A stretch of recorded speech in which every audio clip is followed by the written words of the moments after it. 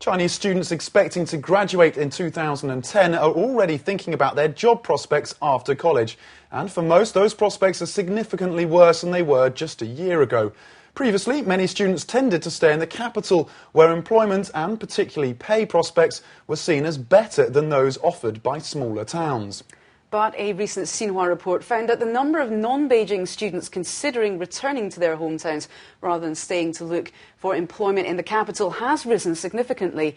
Our researcher Jing Jing went to one Beijing campus and asked students there why they thought more new graduates are opting their hometown after college rather than staying on in Beijing.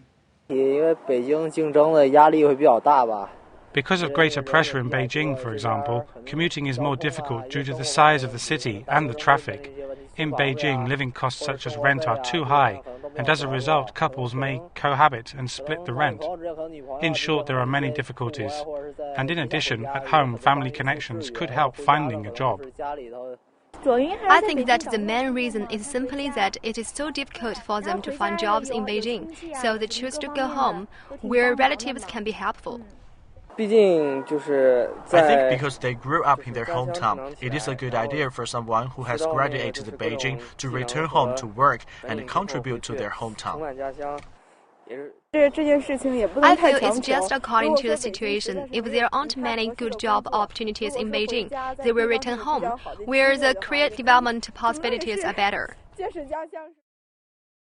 Yeah, it's quite interesting that most of those comments seem to be following exactly the same lines there.